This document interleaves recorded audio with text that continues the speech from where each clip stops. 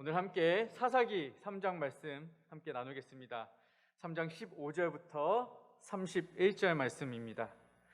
구약성경 365쪽 365쪽에 있는 사사기 3장 15절부터 31절 말씀입니다. 함께 한 절씩 나누어 교독하시고 마지막 31절은 저와 여러분 함께 한 목소리로 읽겠습니다.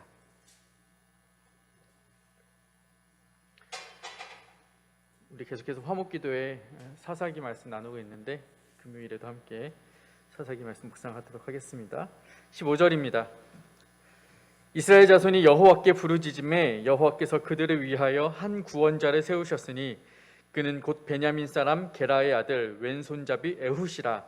이스라엘 자손이 그를 통하여 모압 왕 에글론에게 곡물을 바칠 때에 에훗이 길이가 한 규빗 되는 좌우에 날선 칼을 만들어 그의 오른손 허벅지 속에 차고 곡물을 모압 왕 에글론에게 바쳤는데 에글론은 매우 비둔한 자였더라.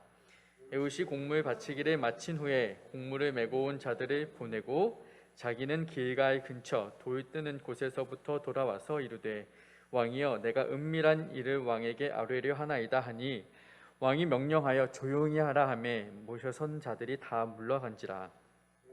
그에게로 들어가니 왕은 서늘한 다락방에 홀로 앉아있는 중이라. 에훗이 이르되 내가 하나님의 명령을 받들어 왕에게 아뢰할 일이 있나이다 하매 왕이 그의 좌석에서 일어나니 에훗이 왼손을 뻗쳐 그의 오른손 허벅지 위에서 칼을 빼어 왕의 몸을 찌르매 칼자루도 날을 따라 들어가서 그 끝이 등 뒤까지 나갔고 그가 칼을 그의 몸에서 빼내지 아니하였으므로 기름이 칼날에 엉겼더라. 에훗이 현관에 나와서 다락문들을 뒤에서 닫아 잠그니라. 에훗이 나간 후에 왕의 신하들이 들어와서 다락문들이 잠겼음을 보고 이르되 왕이 분명히 서늘한 방에서 그의 발을 가리우신다 하고 그들이 오래 기다려도 왕이 다락문들을 열지 아니하는지라. 열쇠를 가지고 열어본즉 그들의 군주가 이미 땅에 엎드려져 죽었더라. 그들이 기다리는 동안에 에훗이 피하여 돌 뜨는 곳을 지나 스이라로 도망하니라. 그가 이르러 에브라임 산지에서 나팔을 불매 이스라엘 자손이 산지에서 그를 따라 내려오니 에훗이 앞서가며 그들에게 이르되 나를 따르라. 여호와께서 너희의 원수들인 모압을 너희의 손에 넘겨주셨느니라 하매 무리가 에훗을 따라 내려가 모압 맞은편 요단 강나루를 장악하여 한 사람도 건너지 못하게 하였고 그때에 모압 사람 양 10,000명이 죽었으니 모두 장사요 모두 용사라. 한 사람도 도망하지 못하였더라. 그날에 모압이 이스라엘 수하에 굴복하매 그 땅이 80년 동안 평온하였더라. 에훗 후에는 아낫의 아들 삼갈이 있어 소모는 막대기로 블레셋 사람 600명을 죽였고 그도 이스라엘을 구원하였더라. 아멘. 우리 지난 주일에 오후에 우리 다산 따스한 교회 100년치 대계를 나누었습니다. 개척한 지 이제 3년이 지나가고 있고요. 그래서 앞으로 또 장기적인 사역의 목표를 목사님께서 그리시면서 성도들과 함께 나누는 시간이 있었죠. 연말이 되면 이런 또 계획을 나누는 시간들이 더 많아지는 것 같아요. 내년엔 어떻게 해야 되지? 올 한 해를 점검하고 내년에 사역을 세우는데 지금이 이제 그런 시기죠. 11월 이제 12월이 다가오면서 우리 2022년에는 어떤 또 사역을 펼쳐갈까? 우리 교회가 어떤 방향으로 나아갈까? 이렇게 사역을 하는데요. 이때 사역자들의 그 근심의 골이 깊어져요. 문제가 뭐냐면 할 일은 많고 하고 싶은 일도 많고 해야 할 일도 많은데 문제가 뭐예요? 사역을 할 때 가장 현실적인 문제, 하나님의 비전, 기도 이런 거 다 떠나서 가장 현실적인 문제 두 가지가 있는데 그 첫 번째는 재정이고 두 번째는 사람이에요. 현실적인 문제. 그런데 이제 재정이야 그렇다 치고 사람이 문제, 사람. 그러니까 사역을 하려면 그에 필요한 사람을 세워야 하는데 사역자들이 목회자들에게는 이게 제일 어려워요. 사람을 세우는 것. 적절한 사람을 적재적소에 배치하는 것. 성도들의 은사를 개발하여서 찾아서 달란트를 찾아서 세우는 것, 심지어는 하고 싶지 않아 하는 사람들을 세우는 것, 이런 것들까지 어찌되었든 필요한 사람을 세우는 게 힘든데 목회자들이 이제 필요한 일이 있을 때 누군가 성도에게 가서 부탁을 하죠. 집사님, 권사님, 형제님 이런 사역이 있고 이 자리가 비어 있고 너무 중요한 사역인데 함께 동역해 주시고 동참해 주시면 참 좋겠습니다. 이랬을 때 할렐루야 아멘, 목사님 제가 그 일을 하고 싶었어요 하면서 기쁘게 하는 성도님들이 별로 없어요. 별로 없어. 다 그렇게 왔으면 좋겠는데 한 80%는 뭐라고 하시냐면, 목사님 제가요 사실은 뭐 이래저래한 일이 있어. 내년에 뭐 시험을 계획하고 있어서, 내년에 뭐 다시 뭐 직장을 옮겨, 내년에 자녀가 뭐 학교에 들어가서, 내년에 직장 제가 뭐 진급 계획이, 사업이 뭐 다시 이런저런 핑계가 많아서요 사역을 못 하셔. 그러니까 그분이 뭐 이렇게 필요한 자리인 것 같아서 목회자들도 기도하고 또 이렇게 정말로 이렇게 간절한 마음으로, 간곡한 마음으로, 진실된 마음으로 가서 요청을 드리는데 그분들을 세우는 게 쉽지가 않다는 거예요. 그러면서 하시는 말씀 중에 대부분의 핑계는 뭐냐? 제가 아직 부족해서, 제가 아직 상황이 안 돼서, 제가 아직 여력이 안 돼서, 제가 아직은 이런 말씀들을 많이 하시는 거죠. 이 제가 아직 부족해요 라는 말에는 두 가지 의미가 있어요. 진짜로 본인이 부족하다고 느끼시는 거죠. 뭔가 이렇게 사역을 맡아야 되는데 진짜 내가 이걸 하기에는 어려울 것 같다는 부족함이 느껴지는 경우도 있고요. 두 번째는 부족해서라는 말은 뭐냐면요, 정말 그냥 핑계를 대는 거죠. 하고 싶지 않은데 목사님 저 그거 하기 싫은데요 라는 말은 차마 못하잖아요. 믿음 없는 사람인 것 같고. 그러니까 핑계를 대는 거죠. 제가 이런 일로 제가 아직 못합니다, 이렇게 핑계를 대는 경우가 있어요. 찔리시죠? 오늘 말씀은 이런 이제 우리의 문제 제기에서 출발을 합니다. 과연 우리의 부족함 다 있죠. 뭐 저라고 여기 뭐 능력이 있어서 서겠습니까? 능력의 종은 요 앞에 계시는데, 하여튼 뭐 능력 있어서 서는 사람은 별로 없는 것 같고, 다 이렇게 스스로 부족하다고 느끼는데, 그렇다면 스스로 부족하다고 느끼는 사람은 주의 일을 할 준비가 덜 된 사람인가? 주의 일을 못하는 것인가? 이런 이제 의문을 갖게 되는 거예요. 오늘 본문에 나타난 에훗이 아마도 비슷한 상황이었던 것 같고, 어쩌면 우리와 비슷한 고민, 질문이 있었을 것 같아요. 오늘 본문을 길게 읽었는데, 길게 읽은 이유가 있어요. 이 본문을 다 설명하진 않을 거예요. 이 내러티브, 이 스토리텔링을 다 하기에는 시간도 없고, 오늘은 뭐 이렇게 빨리 이렇게 진행을 하고 싶어요. 그래서 그 내용을 다 설명하지 않겠고, 여러분이 읽으시면 쉽게 이해할 수 있는 이야기라 뭐 이것을 뭐 내러티브로 설명하진 않겠습니다. 중요한 것은 이 에훗이라는 인물에 대해서 우리가 짚고 넘어가자는 거죠. 오늘 본문에 보면 이 에훗을 설명하는 앞에 설명하는 내용이 있는데, 어떤 내용이냐면 그가 왼손잡이 에훗이다라는 거예요. 그러니까 이 왼손잡이 에훗이다라는 내용이, 왼손잡이라는 내용이 첨가되어 있으면서 이것에 대한 이제 학자들의 의견이 있죠. 어떻게 해석하느냐? 크게 두 가지예요. 첫 번째, 이 왼손잡이는 당시 정예 용사들, 정예 병사들, 말하자면 특수부대 요원들이 왼손잡이였다. 당시에는 창과 방패를 들고 싸우잖아요.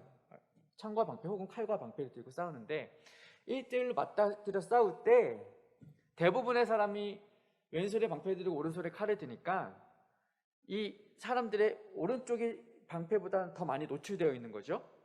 그때 상대방이 왼손잡이이면 노출되어 있는 이쪽 오른쪽을 공격하기가 쉬웠다.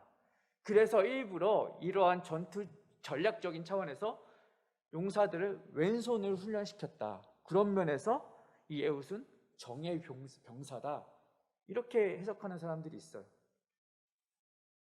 두 번째는 뭐냐? 이 에훗이 장애를 가진 소수의 약자이다라는 해석이에요. 저는 개인적으로 두 번째 해석에 동의를 하는데, 히브리어 본문을 보면 왼손잡이라는 말 대신에 오른손이 묶여있는 이라고 해석, 이렇게 히브리어 원어가 되어 있어요. 그러니까 오른손이 묶인, 이 말은 곧 뭐냐? 오른손을 쓸 수 없다. 오른손에 어떤 문제가 있어서, 그러니까 그러니까 이것을 우리가 쉽게 이야기로는 오른손에 장애가 있어서 오른손이 묶여서 사용할 수 없기 때문에, 이게 선천적인 이유든 후천적인 이유든 사용할 수 없어서 왼손이 개발된 왼손잡이 에웃이다라고 해석을 하는 것이죠.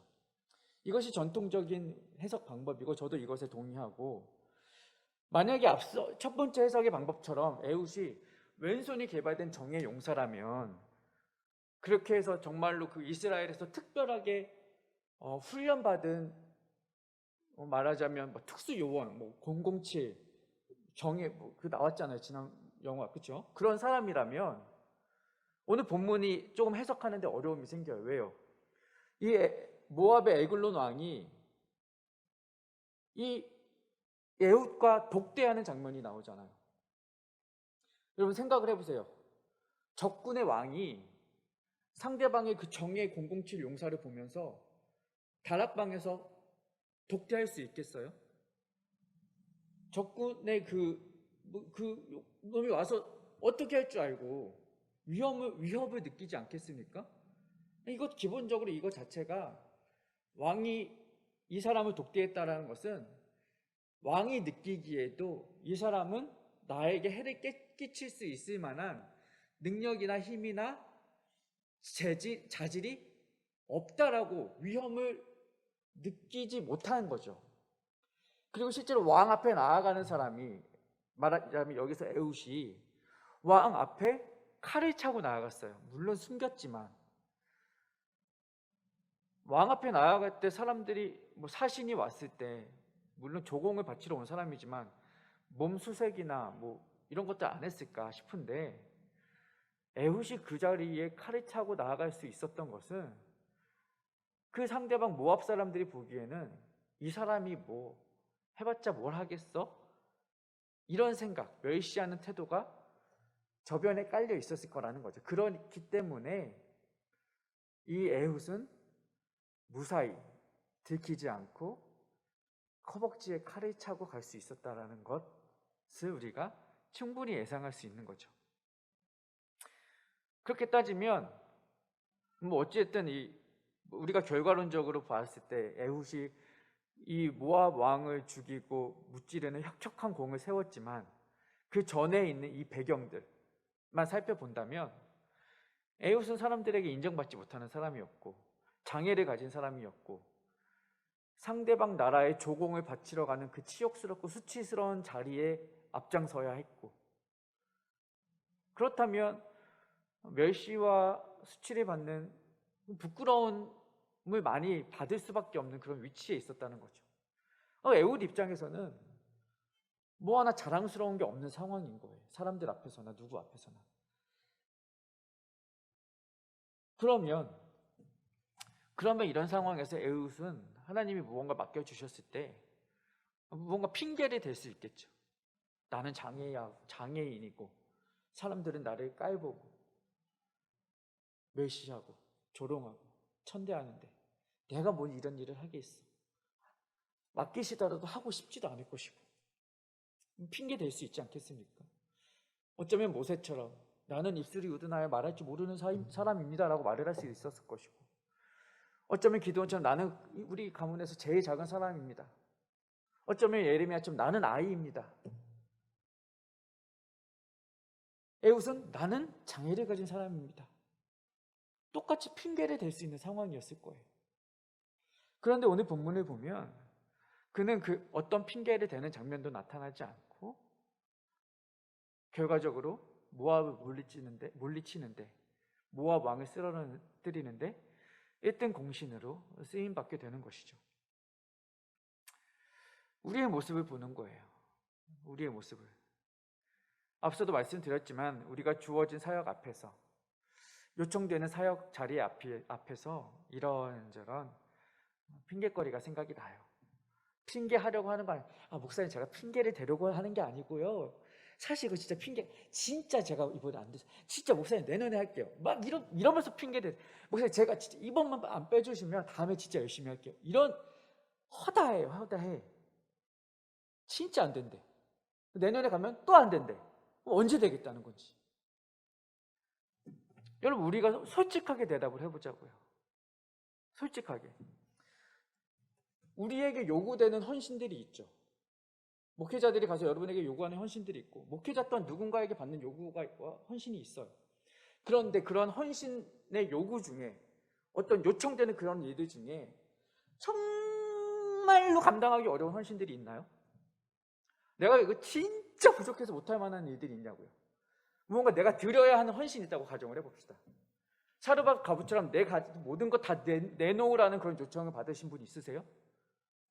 내 집에 기름 한 방울 남아있고 떡 밀가루 한 줌 남아있는데 그것까지 다 갖다 바쳐라 라는 요청 받으신 분 있으세요? 그런 요청 없잖아요. 아브라함처럼 네 아들 갖다 제물로 드려라 이런 요청 받으신 분 있어요? 그런 헌신을 요청하진 않잖아요. 그러면 봉사의 영역에 있어서 봉사를 하라고 요청받는데, 여러분 엄청난 시간과 엄청난 무언가를 들여서 봉사하라는 요구나 요청을 받아보신 적 있냐고요. 모세처럼 너는 가서 이 민족을, 이 대한민국과 이 나라와 민족을 살릴 만한 어떤 민족의 지도자, 영도자로서의 삶을 살아내라 이런 요청을 받으신 분 없잖아요. 없어요. 여호수아처럼 너는 가서 전쟁의 맨 앞에서 싸워라, 목숨 걸고 싸워라 이런 요구 받으신 분 있나? 아니면 가서 창녀와 결혼해서 너의 삶을 주님께 드려라 이런 요구나 요청 받으신 분 있어요? 어떤 사명 앞에서 정말로 감당하기 어려운 사명을 받으신 분 제가 볼 때는 없을 것 같아요. 우리에게 주어진 사명이라고 해봐야 주일날 우리 교회 학교 아이들 교사로 좀 섬겨주십시오. 아니면 반기별로 한번 와서 교회 청소 좀 해주십시오. 이런 봉사 아니겠어요? 해봤자. 그게 정말로 우리가 부족해서 정말 감당 못할 만한 봉사와 헌신의 영역인가? 아니라는 거죠. 아니라는 거죠. 그런데 우리는 그것마저도 감당할 수 없다고, 나는 부족하다고, 할 수 없다고 핑계하는 거예요. 지금 이 시대를 살아가는 우리 성도들에게 정말 이전의 시대와 시대만큼 정말 감당 못할 헌신과 봉사와 사역을 요구하시는 경우는 거의 없는 것 같아요. 거의 없는 것 같아요. 완전 없다고는 제가 자신 있게 말 못하겠어요. 저도 믿음이 부족해서. 완전 없진 않겠지만 그래도 여러분이 이 사역을 함으로 인해서 가정이 파탄나고 집안이 무너지고 경제가 이런 일들은 없을 것 같다는 거죠. 그러니까 마음만 먹으면, 조금의 수고만 더하면, 처음 예수 그리스도를 만났을 때 그 사랑과 그 헌신과 열정을 조금만 살리면 감당할 수 있을 만한 헌신과 사역과 봉사를 요구하시는데, 우리는 어느새 그것마저도 메마르고 시들어져 버려가지고 핑계하면서 주님, 저는 지금은 못할 것 같아요. 제가 부족해서요. 제가 연약해서요. 제가 능력이 안 돼서요. 내년에 교사가 없어요. 집사님 좀 섬겨주세요 하면 저는 가르치는 의사가 없어요. 애들이 잘 안 맞아. 막 이러는 거예요. 성경 공부 좀 하자고 좀 시간 좀 내시라고 하면 제가 맨날 회사 일이 늦게 끝나가지고. 그게 정말 능력이 없고 시간이 없고 부족해서인가? 미안하지만 핑계. 저를 욕하셔도 좋습니다. 제가 볼 땐 핑계가 많다. 핑계 섞인 피하고 싶은 마음이 우리 안에 조금 숨어 있다. 교회 일이라는 게 그렇잖아요. 교회 사역이고 교회 봉사하고 섬김이라는 게 돈 받고 하는 일이라면 책임지고 할 것 같은데 돈 주는 것도 아니고, 그렇죠? 그렇다고 대충 하자기에는 또 영적 양심이 걸리니까 또 대충은 못하겠고, 그렇다고 또 막 열심히 해보려고 하면은 저 시샘하는 눈빛과 질투들이 또 옆에서 보이니까 아주 열심히도 못하겠고 상처받을 것 같고, 이것도 아니고 저것도 아니니까 에라이 모르겠다, 안 하는 게 낫겠다, 발 빼고 손 떼는 거죠. 이런 경우들을 많이 봅니다. 그게 제일 편하니까요.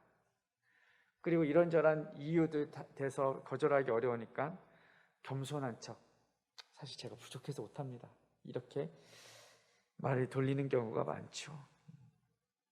그런데 여러분, 제가 부족해서 못합니다라는 말은요, 겸손해서 하는 말이 아니라 그거야말로 교만한 말입니다.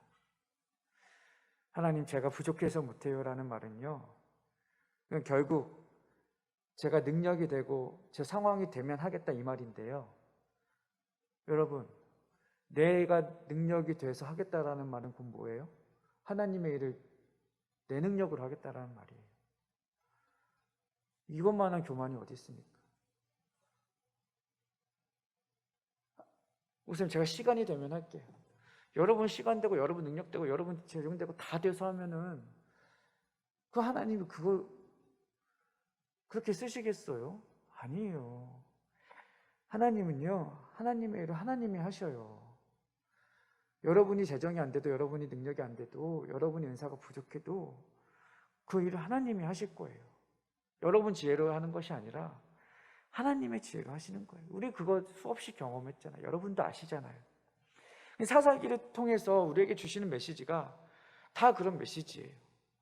오늘 뭐 우리가 다 본문에 이해하고 넘어간다고 하지만 28절에 보면 이렇게 기록이 돼요. 나를 따르 후반절에 보면 이렇게 기록이 되어 있어요. 나를 따르라. 여호와께서 너희의 원수들인 모압을 너희 손에 넘겨주셨느니라. 그들에게 이르되 나를 따르라. 여호와께서 너희의 원수들인 모압을 너희 손에 넘겨주셨느니라. 너희의 원수들인 모압을 너희의 손에 넘겨주신 분은 여호와이십니다. 할렐루야. 이거예요, 이거. 그러니까 이 싸움조차도 사실은 표면적으로 보이는 에웃이 그 승리자가 아니라 하나님이 싸우셨고 하나님이 넘겨주셨다는 거잖아요. 인간의 강함으로 승리했다면, 여러분, 인간의 강함으로 승리해야 했다면 삼손은 늘 승승장구해야 했어요. 그런데 삼손의 삶을 보십시오. 삼손의 마지막을 보십시오. 하나님은요, 삼손의 머리를 밀고 삼손의 눈을 뽑고 연자맷돌 돌리는 그 가장 처참한 자리로 낮추신 후에야 가장 큰 일을 이루셨어요. 삼손을 통해서. 삼손이 가장 연약한 상황에서 하나님은 가장 큰 놀라운 기적 같은 승리를 삼손에게 허락하셨다니까요. 마지막 그가 죽일 때 평생에 죽였던 사람보다 더 많은 사람을 죽였다고 하잖아요. 삼손이 강할 때 했어야죠. 삼손의 힘으로 했다면. 그런데 아니잖아요. 오늘 본문 마지막 절 31절 보면 삼갈 이야기 나오죠. 삼갈 이야기 단 한 절 나오는데, 삼갈이 소모는 막대기 하나로 600명을 죽였다. 막대기 하나로 600명을 죽였대요. 600명 죽이려면은 이것저것 특수한 무기 정도는 있어야 되지 않겠습니까? 막 007카하고 막 기관총 있고 이래야 600명쯤 죽이지 않겠어요? 아니잖아요. 막대기 하나로 죽였대요. 소모는 막대기 보셨잖아요. 요만해요. 엄청나게 막 길어가지고 레이저 광선 나오는 막대기가 아니라고요. 요만해요. 이 막대기 보면 누구 막대기 생각나요? 모세의 막대기 생각나는 거예요. 모세의 지팡이, 여러분 영화에서 보는 것처럼 이렇게 돼가지고 위에 꼬불꼬불해가지고 막 이런 거 아니라고요. 양치는 막대기 어떻게 생긴 줄 아세요? 요만해요. 이걸로 톡톡톡 치면서 양치고 다니는 그 막대기예요. 그걸로 홍해를 가르고 반석에서 물이 나게 하셨다고요. 그 막대기가 하나님이 사용하시니까. 출애굽기 어디 보니까, 출애굽기 제가 써왔어요. 어디 써왔나요? 까먹었네. 어디 갔어? 이 막대기가, 양치는 막대기가 하나님의 지팡이가 되었다. 이렇게 나중에 이렇게 바뀌는 거예요. 하나님이 쓰시니까 양치는 막대기 하나에 하나님의 지팡이가 되는 거죠. 작은 막대기, 엄청난 게 아니라고요. 베세다 광야에서 어린아이가 드렸던 작은 도시락, 이 아이가 이거 갖다 드리면 예수님께서 축사하셔서 5,000명, 2만 명 다 먹게 하실 거야, 믿음으로 갖다 드렸을까요? 아니에요. 이걸로 뭘 할 수 있을까? 이런 마음이 있었겠죠. 근데 이거라도 하나님이 쓰시겠다면 드리겠습니다, 이런 마음 아니었을까요? 드렸더니 5,000명을 먹이잖아요. 작지만 부족하지만 막대기 하나도 오병이어도 주님 손에 들리면 기적의 도구가 되는 것이죠. 우리가 불평을 하죠. 주님, 제가 주님의 일을 한다고 하는데 주님 진짜 1억이에요? 이래가지고 어떻게 주님 일하겠어요? 너무 하시잖아요. 시간도 안 되고 물질도 안 되고 사업도 안 되고 집안은 힘들고 건강은 안 좋고 애들은 말썽이고 이래서 어떻게 주님의 일을 하겠어요? 상황 안 된다고 다 불평이에요. 그리고 사역 맡기면 이래서 안 되고 저래서 안 돼요. 이만큼으로 뭐라 하겠어요, 주님? 근데 왜 그만큼만 주셨겠어요? 그만큼도 충분하니까. 하나님이 하시려면 그것도 넘치니까. 막대기 하나로도 충분하니까. 하나님이 하시니까. 마찬가지죠. 부족한 사람들이 있죠. 저도 부족하고 여러분도 부족하고 다 부족해요. 그런데 저나 여러분이나 하나님의 손에 들린 그 막대기라면 그 막대기의 길이와 크기와 무게와 재질과 상관없이 하나님이 하신다는 거예요. 여러분의 연약함과 여러분의 부족함 핑계대지 마자고요. 이것은 여러분에게만 드리는 메시지가 아니라 어쩌면 저 자신에게 던지는 채찍이기도 합니다. 핑계대지 말고 합시다. 핑계대지 말고. 우리 아이들에게 우리가 늘 말하죠. 큰 사람이 돼야지. 크게 되고 훌륭한 대학 가고 그래서 주의 일을 크게 해야지. 맞는 말이기도 하지만 틀린 말이기도 하고요. 오늘 본문에 비추어서 말하자면 틀린 말에 더 가깝죠. 만약 큰 사람이 되어야 한다면 오늘 본문에서 따지면 첫 번째 해석처럼 왼손잡이 에훗이 정말 정의 용사여야 했다면, 그렇죠? 잘 준비된 사람이고 그 싸움을 위해서 잘 훈련되고 준비되어야 봐봐 이렇게 승리하잖아. 이런 스토리로 가는 거죠. 만약에 첫 번째 해석이었다면. 그러면 사사기 내용이랑 많이 달라지는 거예요. 사사기에서 우리에게 주고자 하는 메시지는 너가 잘 준비되고 훈련되어서 주님의 승리를 맛보아라가 아니라 사사기에서는요, 우리는 연약한 죄인이고 계속해서 죄를 반복할 수밖에 없는 사람이고 왕을 쫓는 너희들, 왕이 없다고 말하는 너희들을 진정으로 통치하시는 영적 통치자 너희의 왕은 누구시냐? 여호와 하나님이시다. 너희의 삶은 하나님이 다스리신다. 이걸 말하고자 하는 거예요. 사사기에서는.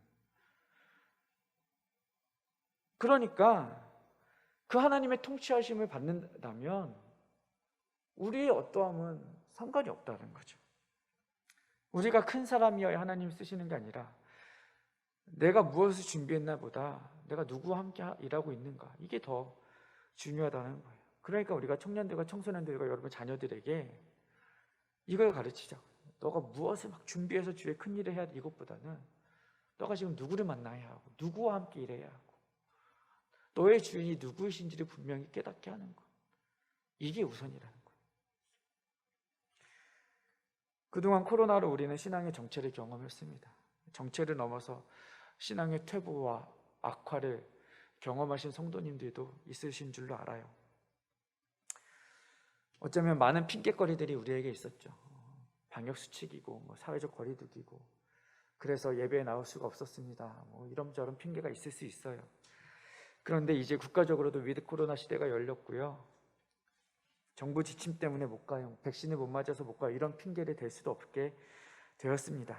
이제 그런 핑계 뒤에 숨어서 아니라고 나태해졌던 우리의 신앙을 다시 세우고 다시 바로 잡읍시다. 그리고 우리 교회적으로도 앞서 말씀드린 것처럼 새로운 시대와 새로운 사역을 준비할 2022년이 열릴 것입니다. 도약하며 나아가야 합니다. 물론 여전히 우리는 겉으로 보면 작은 교회일 수 있어요. 하지만 말씀드렸잖아요. 겉으로 보기에 작고 연약한 것은 하나님이 보시기엔 아무런 기준과 아무런 그 장애가 되지 않는다라는 것. 우리 교회가 하나님의 마음에 합한 방향으로 나아가면 하나님이 이 교회에 통하여 일하시고 사용하실 것이라는 것. 그 부르심과 그 부흥의 현장에 하나님이 여러분을 부르고 계시는 거예요. 그 부르심에 그 초청에 기쁨으로 반응하시고 응답하십시오. 주님, 제가 그 일에 헌신하겠습니다. 저도 그 일에 동역하고 싶습니다. 저도 그 기쁨을 맛고 싶습니다. 저도 이 시대의 부흥의 현장에 함께하고 싶습니다. 마지막 때 주님 앞에 섰을 때 저도 그때 다산따스한교회에서 주의 일을 위해 헌신하고 주의 일을 위해 엎드렸습니다. 나도 부르짖었습니다. 나도 기도했습니다. 나는 분명히 연약했지만 주님이 사용하셔서 기쁨으로 일했습니다. 이러한 믿음의 고백과 간증들이 저와 여러분의 입에서 기쁘게 터져 나왔으면 좋겠습니다. 그래야 합니다. 우리 함께 그 일을 위하여 함께 기도하며 헌신하며 나아갑시다.